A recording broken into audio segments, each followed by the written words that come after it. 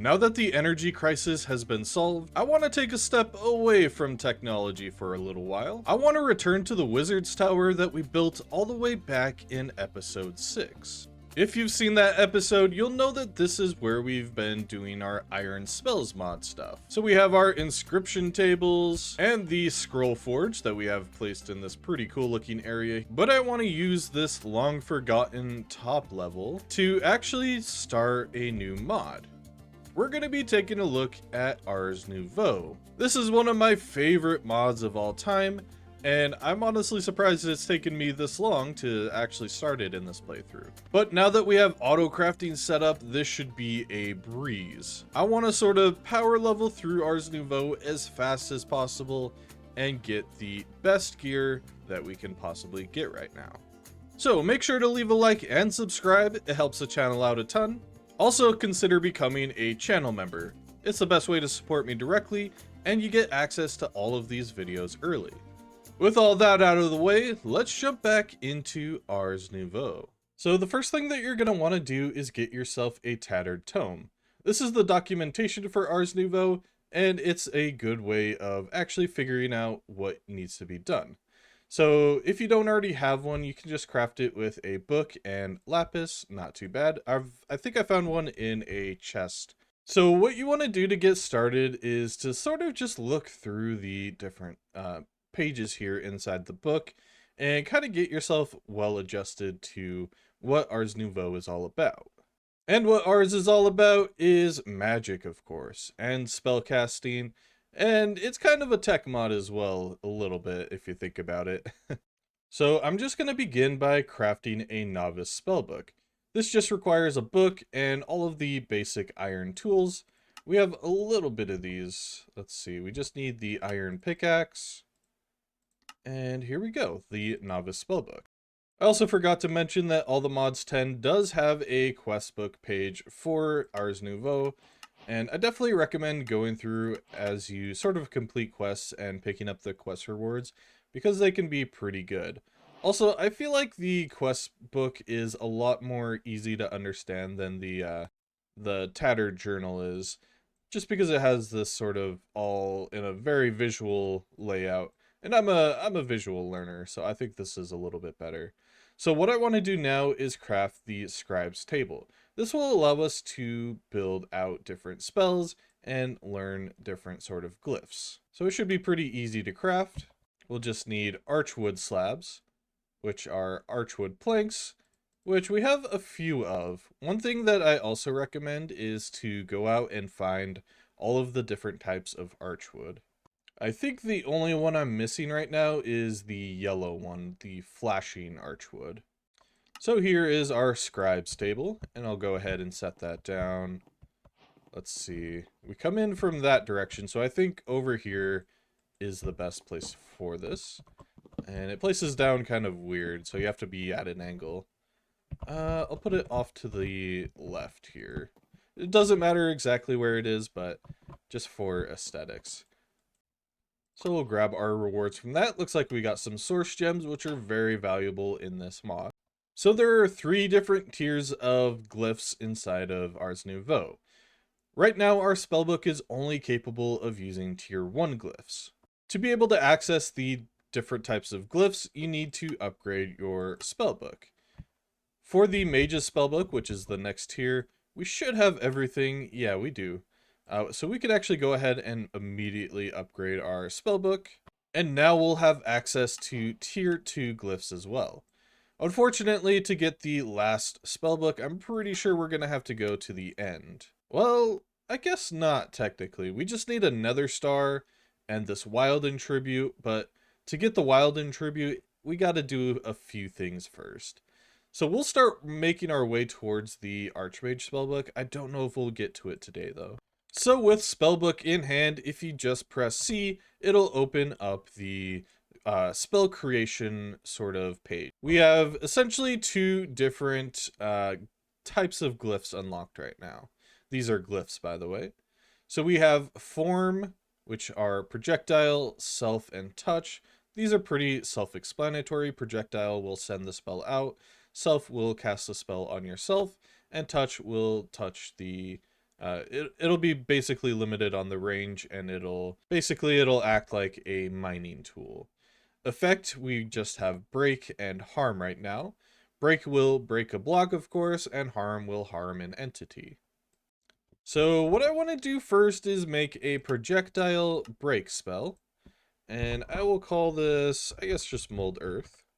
I usually name these after D&D spells if you don't know.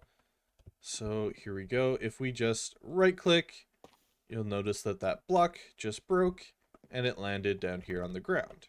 Also in the bottom left-hand corner, you'll notice that we have a new mana pool. This is not the same one from the Iron Spells mod. It's a completely different one. So now what we can do is just go through and create all of the different types of glyphs. And in order to create a glyph, what you need to do is actually throw different types of items on the scribes table. So for the glyph of toss, what we'll need is a manipulation essence. We'll talk about essences later, and a dropper. So the first spell that I want to make, or the first glyph, is the item pickup glyph, which I believe is just going to be 2 hoppers, if I'm not mistaken. And I always got to remember how to do it. I think you right click the table with your spell book and find item pickup. There we go. Then you select it, and now you toss the items onto it, and that'll begin to start writing. It takes a couple seconds, but really not too long. And there's our first glyph. Now I believe we just right click to learn it, and now if we open up our spellbook again, it's going to be inside of our glyphs here. So now with our ranged projectile item break or item pickup spell, we can break that block, and it actually ends up in our inventory now instead of falling to the ground. Place that back up there. By the way, you can also pick up glyphs throughout the world while you're out exploring in like dungeon chests and village chests. Unfortunately, I don't think I found any while out exploring. I don't think I got that lucky. But there are also structures that we can go out and find in the world, and they should be filled with Ars Nouveau stuff. So let me see if I can find one of these. I thought I saw one before. I know that they like to spawn near the water. Is that one? That looks like one. Oops. Every time I press H, that documentation pulls up now. I need to change that. So this is definitely an Ars Nouveau structure. I'm not sure if this is the one we were looking for, though, specifically. So that's a warp nexus. We can take that with us. Here we go. And that would allow us to actually teleport here. Looks like this is not the kind that I want. It is the correct structure, but some of them... Yeah, unfortunately this one's just solid. It's a good place to get mossy stone brick, though, it looks like. So this is another structure that is found within Ars Nouveau. It's basically just the Ars version, or Ars equivalent of a ruin portal. And you can usually find a few items in here. These Wilden spikes and horns are super valuable, by the way. So are these... Wow, that's a lot of source stone. Oh, a warp scroll. And these codex and entries are what I was talking about earlier. They basically just teach you a random spell. Or a random glyph, I should say. So we got Carve, Summon Wolves, and Pack. There's also some source berries on the back. Source berries, basically, you can eat them for hunger and basically your mana.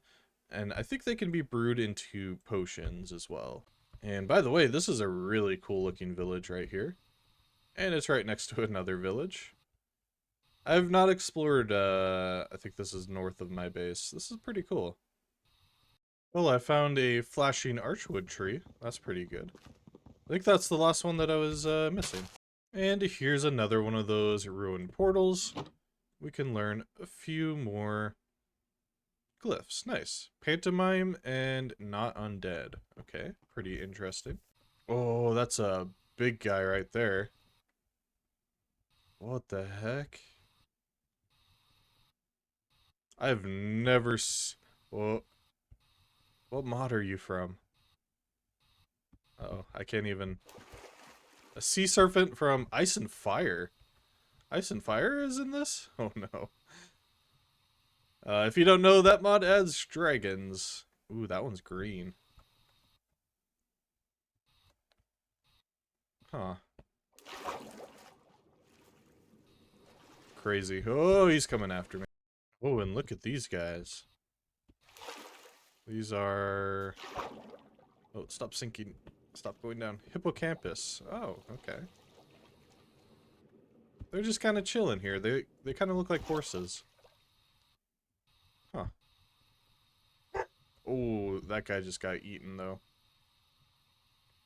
So I just used an Explorer's Warp Scroll that I found in one of the chests, and it led me to this structure, which is the same structure that we found before.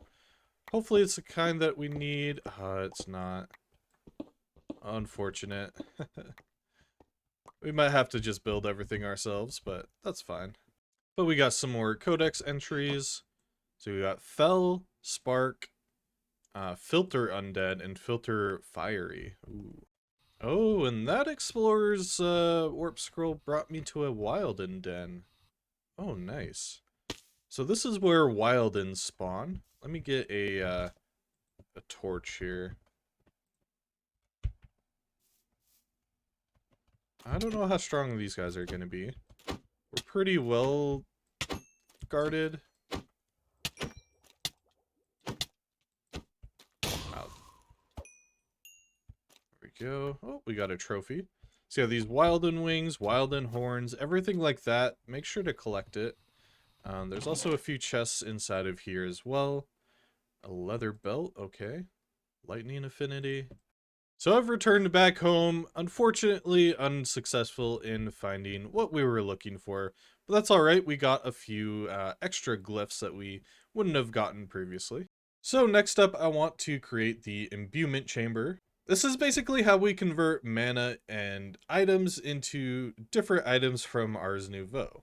This is how we're gonna make our essences. So the imbuement chamber is pretty simple. We just need archwood and gold. We have plenty of gold now. And we're also going to need 8 of these arcane pedestals. So let's just make 1, 2, 3, 4, 5, 6, 7, 8. There we go. You don't actually need 8 right off the bat. I think a few recipes only require like 2 or 3. But we might as well just make the highest level that we can.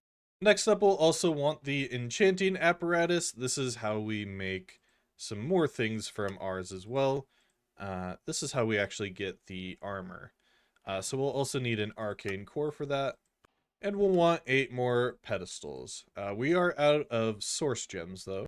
And the way that we actually make the source gems is just by placing lapis inside of the imbuement chamber.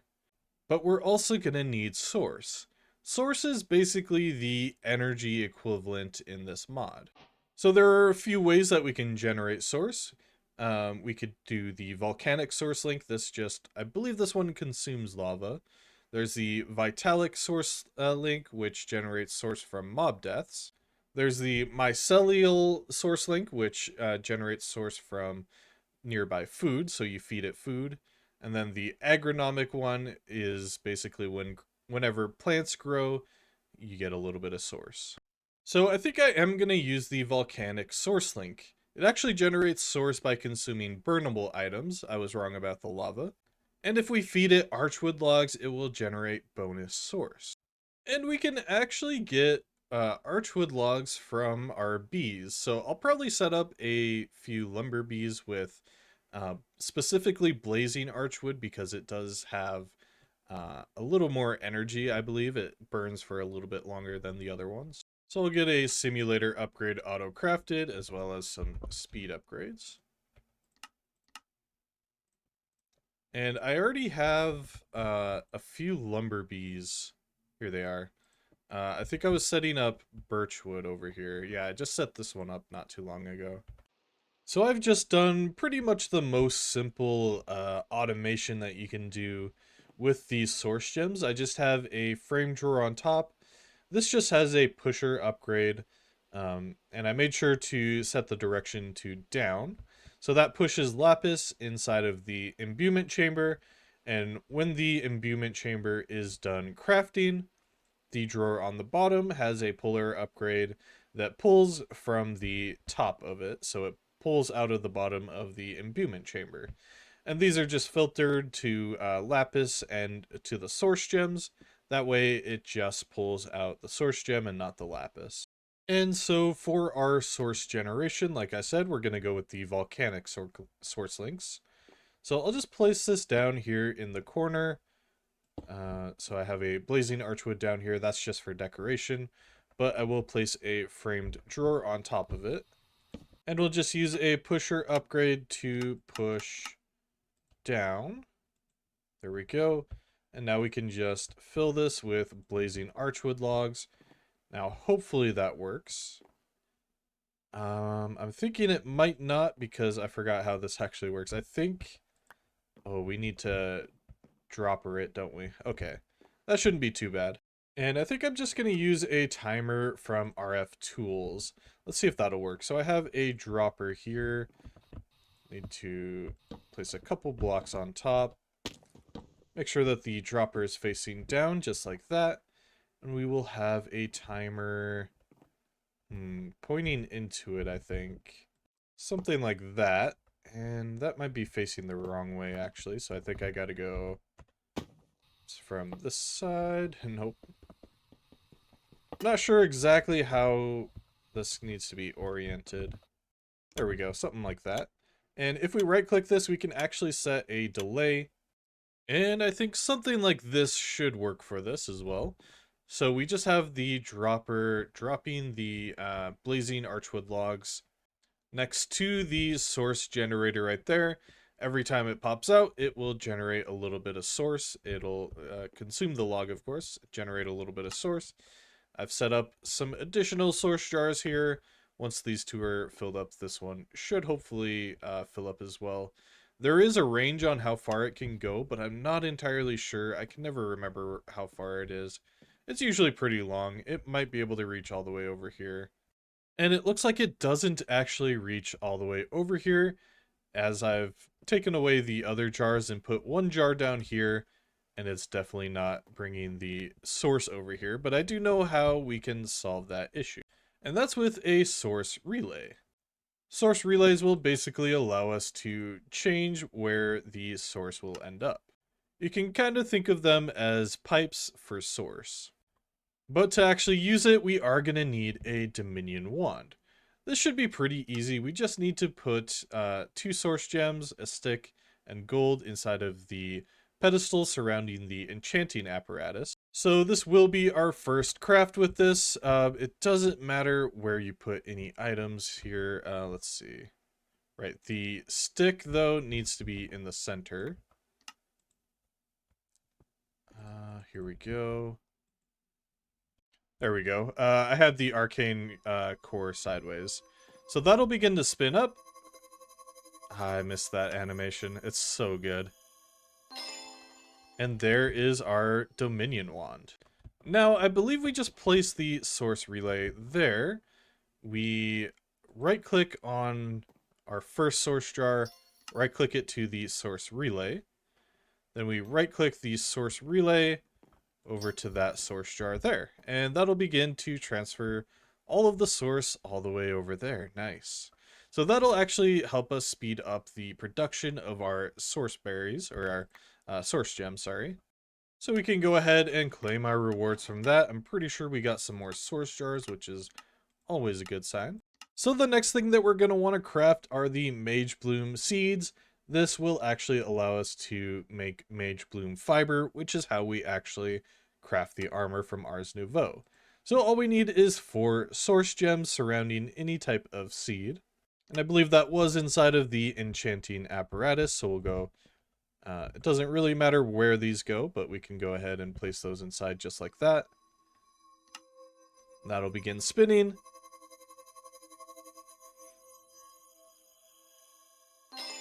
And there is our first Mage Bloom seed. And I think I'm just going to make these little planter boxes for these. So we'll probably do something like that. We'll have water here in the middle. And I'm going to use these frame trapdoors similar to how we did over on our source link. There we go. And I guess we'll just place a dirt down here. We can remove that here in a second. And I'm just going to be using these flourishing logs. I think these look pretty nice, especially in sort of a more garden-y area. So we have our first mage bloom seed planted. We can bone meal this, by the way. And if we simply just craft the mage bloom, it'll produce mage bloom fibers. Now these are used to craft a few things, but most importantly, it's how we get our armor. So I've just built this little planter box with I guess a grow light on top of it. And we can go ahead and harvest our mage bloom now. We should get more than enough for our armor. So we can basically use any tier of armor for this, and we can basically just upgrade it into the Ars Nouveau version. We could also use diamond armor, which I think is what we're going to do. And I think, if I'm remembering correctly, I'll probably use my chestplate as an example here. I think it should keep all of the enchantments on it. It'll just straight up upgrade it. So I think we needed 1, 2, 3, 4 fiber. Here we go. Hopefully this keeps the enchantments. And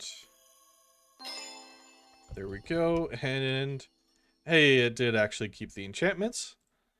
And there's our first piece of armor. Ooh, it looks so good. So we'll get everything else upgraded real quick.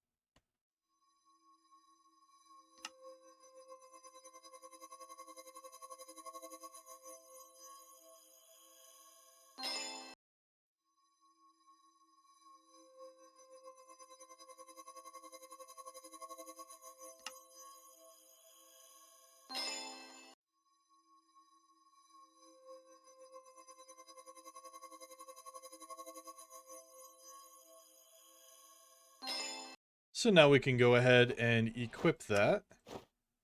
And there we go. I need to turn my helmet back on. There we go. Oh, that looks so cool. So the benefit of creating this armor is that we actually get additional max mana as well as a little bit of mana regen, which is definitely going to help when we start casting some more spells. By the way, this set of armor can also be dyed, but it's also important to note that the dye will probably disappear whenever we upgrade it to the next tier. And speaking of the next tier, we can actually immediately use a couple of blaze rods to get it to the next tier.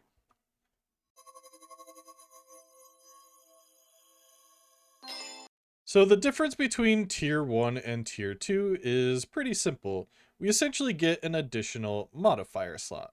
We can talk about these modifier slots later, but yeah, definitely getting these up is pretty nice. We also get additional max mana and a little more mana regeneration.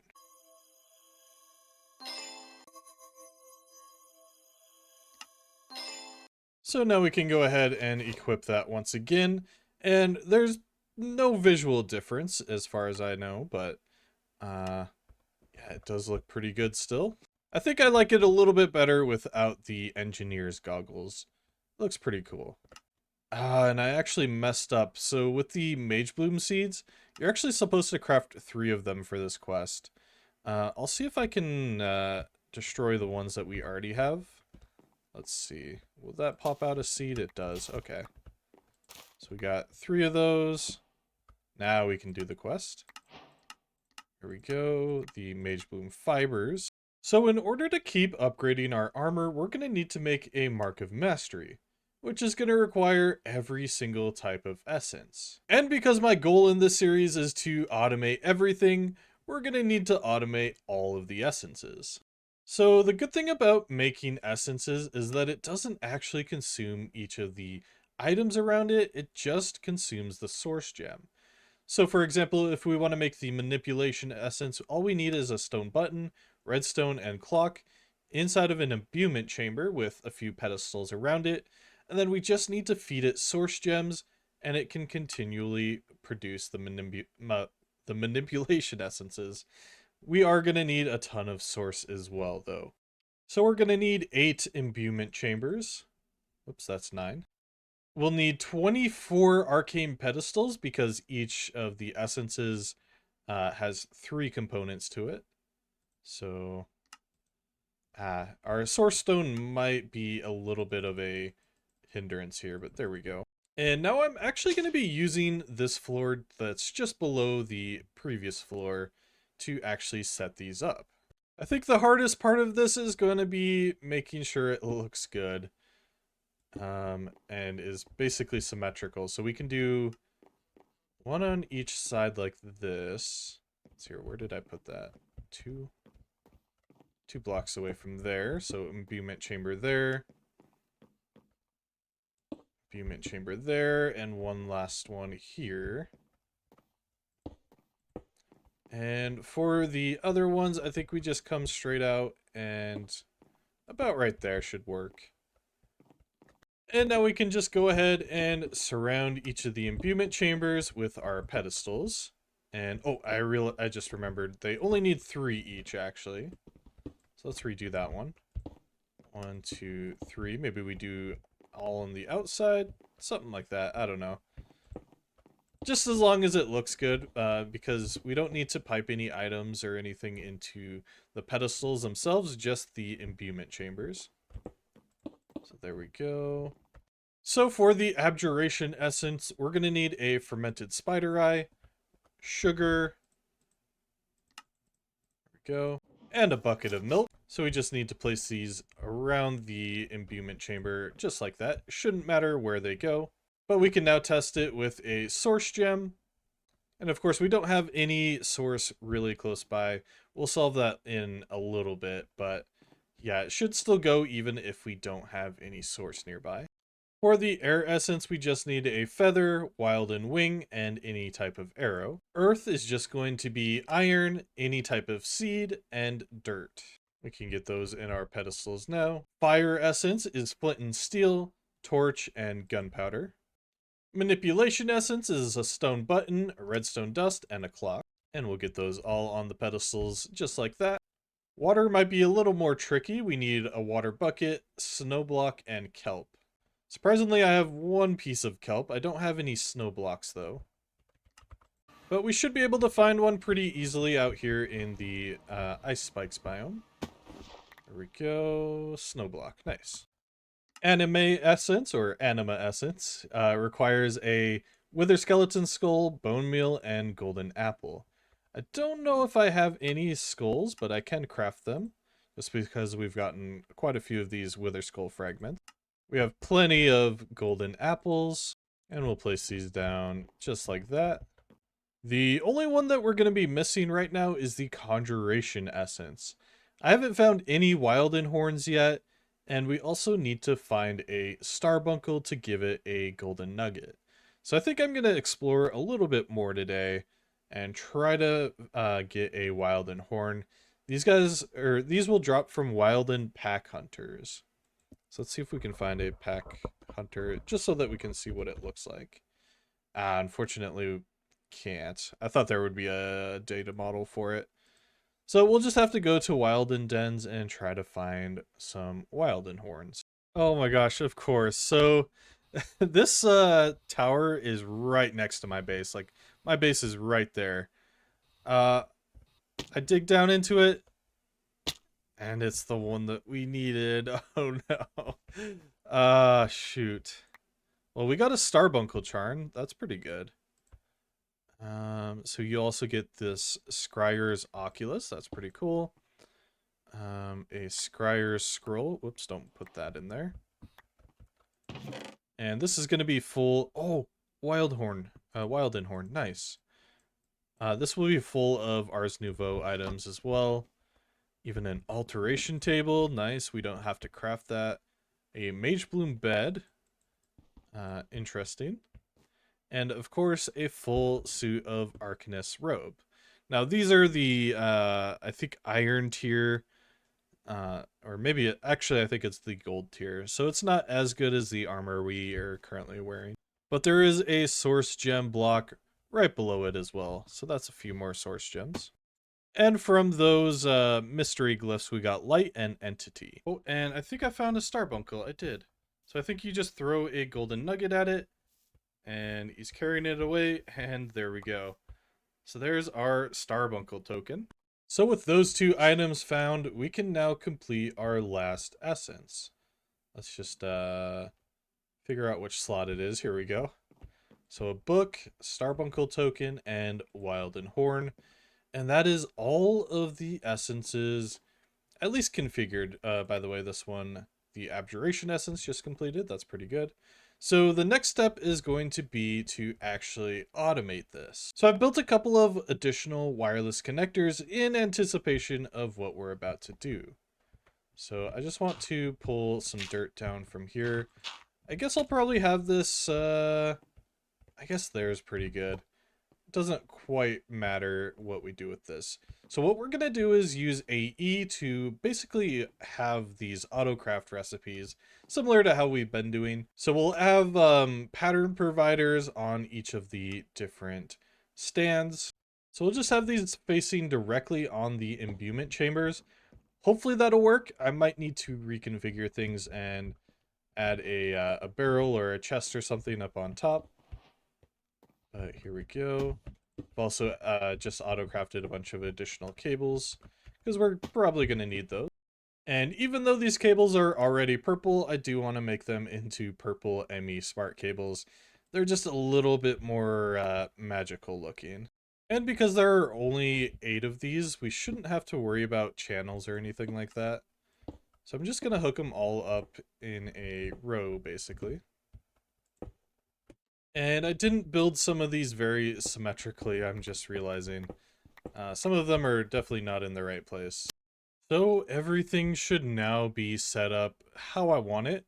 I've gone ahead and connected the wireless connector to the main system. Everything is connected with a pattern provider.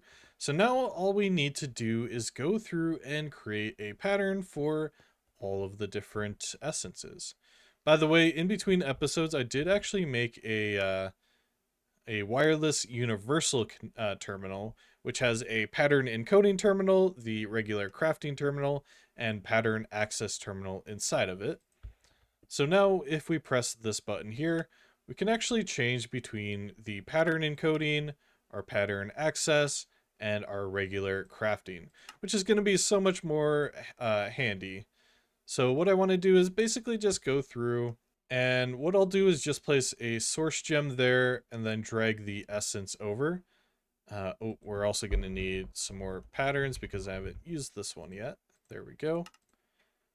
So now we just go through, and it's going to be a little tricky. It shouldn't be too bad though. I think just dragging over, yeah, I think that'll be best. Should be able to just do that. And I think the truly tricky part is going to be remembering which one is which. So I think this was the anima. This one's definitely water. There's water. This one, spider eye. I want to say abjuration. Yeah, abjuration. This one, I believe, was manipulation. Or conjuration, actually. Yeah, conjuration. Next one is earth for sure. This one is air. This one is manipulation. So that is the last one is fire. Awesome. So in the meantime, we have been building up a ton of source gems. For now, we'll just have these be sort of manual. What we can do is actually hook this up and just have these automatically import into the system. And we can also automatically export our lapis. We can also hook this up as well and get our blazing archwood automatic as well. But for now, I'm just going to place some source gems in there. We'll type in essence and you'll see that they're all here now. Let's get a... I guess it doesn't really matter which one we do first because we're going to need all 8 pretty soon. So I'll just request a water essence. We have a source gem available. And now if we go down here, we should see it. It's going to be really slow to start off. Which one is water? There we go. So a source gem automatically went inside of this imbuement chamber, and it will slowly increase now in craft. And I think I want to turn blocking mode on for all of these. Just so that we don't run into any weird interactions with it. And to help speed things along for the purposes of demonstration, I've just brought down a source jar, and that should begin to pull all of these out, and that creates our water essence. Now that should go back into the system. Shoot. Okay, we might need to... dang, I was really hoping I wouldn't have to do this. So I think we're going to need an import bus on all of them now. Let's see if that'll work on the side. Will that work? There we go.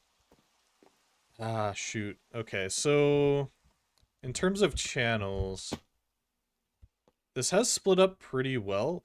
This connector is connected to a 32 channel cable, so we technically have 32 channels coming through. And these look like they've split up pretty well. So we might be able to get away with getting a import bus on each of these. So we'll just need 7 more of those. And I think we'll also need to just make sure that we're only importing the essence, because we don't want the source gem to go through. Let me try and see if that'll work. One of those.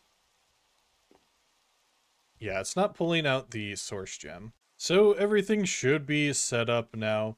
So I just want to go through and request one of each of our essences. We already have an abjuration. We have 2 water. Let's get an earth. Fire. Manipulation. We are going to run into a problem with our crafting CPUs. In between episodes, I did actually go through and upgrade our crafting CPUs. So we have a couple of 4Ks and a 64K on each of the bottoms here. They realistically don't really need the 4Ks, but I kind of liked how they looked. So now I want to make a source relay splitter. This will basically allow us to spread our source to various different jars at the same time. So we're going to need 4 quartz and 4 lapis, as well as a source relay. And so now we can have a center source jar with our source relay splitter.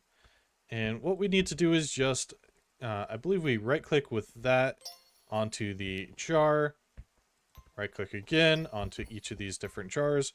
Hopefully it can handle 8 of these. This is kind of satisfying, actually. I really like the sounds that this makes, and this mod in general. So sending to 8 locations, perfect. So now we need to get source into this jar. And so I think I want to make another one of those splitters, because we can place this up here on this source jar. This is kind of our main source jar right now. And then we can have this splitter shoot into the ones that are making source gems over here, as well as the one that's down below. So we place that on there and configure that to go there. And hopefully this will work between blocks. I'm not entirely sure. Oops, it should be sending... I kind of want that to go into the jar. So let's go like that. If you shift right click, it'll cancel it. So there we go. Okay, so you actually need to set a take location as well. So if you right click on the source jar and then the splitter relay, it'll actually link up. So that'll be sending, or it'll be taking from this source jar, sending over there. And then I'm assuming we're going to have to do the same here as well. Yeah, because this one's filling up. So we just right click that and send it into that splitter, and all of the source just split out. So we should see these jars begin to fill up. I think a lot of them have less than 1%. So yeah, we'll see those begin to fill. And we can start to auto-craft the last 3 essences that we need. And there we go. We have all of our essences now. I thought we did. We got 2 of them. Anima should complete soon, maybe. And I know this episode's already pretty long, but we're so close to being able to upgrade our armor again. We have all of the essences that were required to make the Mark of Mastery, but we're missing one vital component for this, and that's the Wilden Tribute. In order to get the Wilden Tribute, we need to defeat the Wilden Chimera. So we need to actually summon the Wilden Chimera. We can do that using the Tablet of Summon Wilden, which is just crafted with 3 of the Wilden components, an Archwood log, and a block of lapis, which we have all of. And we're also going to need a ritual brazier, and that will actually allow us to perform the ritual. We're also going to need an extra Wilden component. I don't think it matters, but we'll go with a Wilden wing. And the Wilden Chimera is a pretty tough boss. It'll also destroy items nearby as well, or destroy blocks, I should say. And there's an absolutely massive desert near me. It's also really foggy out today for some reason. But this should be the perfect place to summon the Wilden Chimera. So all we need to do is place our ritual brazier down, and then we right-click it with our tablet. So if we just right-click it now, it will just begin to summon random Wildens. What we want to do, though, is augment it with a Wilden item. So now, if we right-click it, we're going to be faced with a boss. Now, this thing is pretty tough. I would definitely recommend... Okay, I might have done this incorrectly. Unless it just summons afterwards.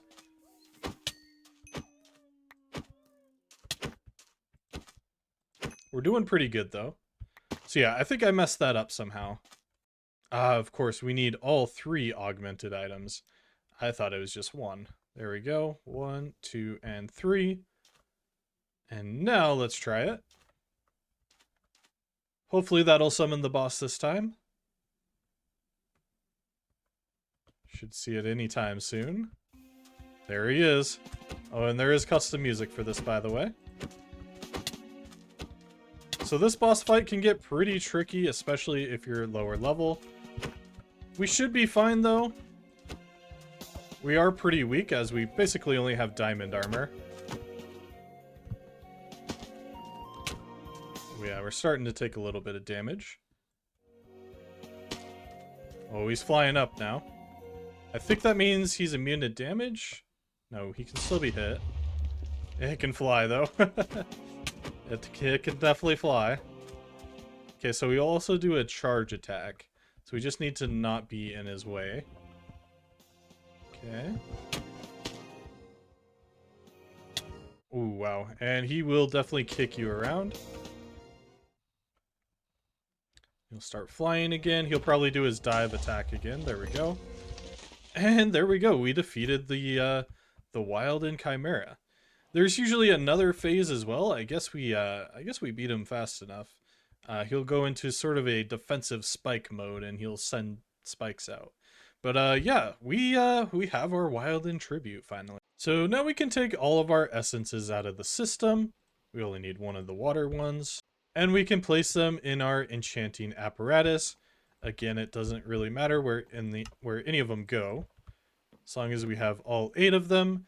And we can place our Wilden Tribute in the center.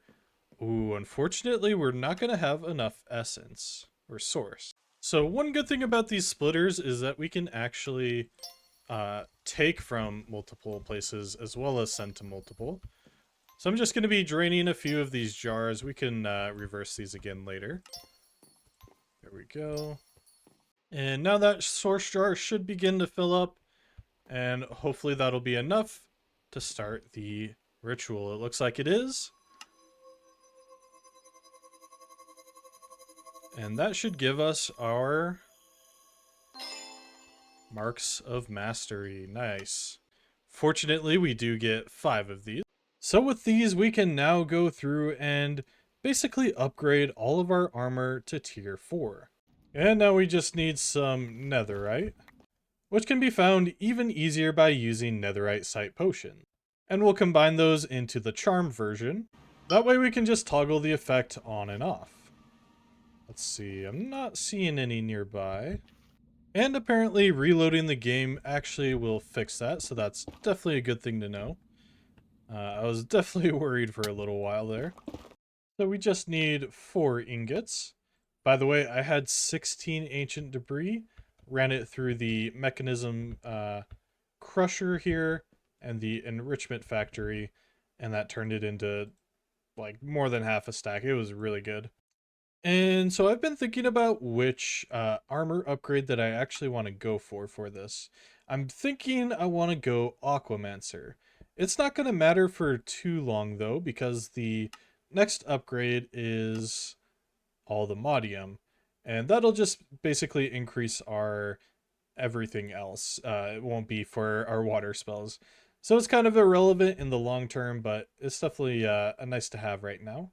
So looking at the recipe, I'm kind of worried about this upgrade. See, I think that I kind of messed up in, if we take a look at it, it actually might require tier 3. Now that I'm thinking about it, I'm still going to test it out. We've already gotten this far. We have all of our water essences now. But yeah, this might not work. We might have to go to the end. So let's give this a try. Oops. It'll be 1 netherite ingot, 2 water essences. Oh, I knew it. Let's just double check. Yeah, I think we're gonna need tier 3. Oh, our mastery. Might not be doomed yet. Oops. Let's try that. Mark of Mastery. Yeah.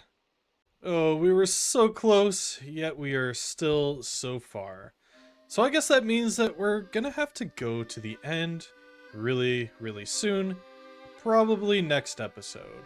But I think that's all the time we're gonna have for today. This episode's incredibly long already. But yeah, thank you all so much for watching. I'll catch you next time. Peace.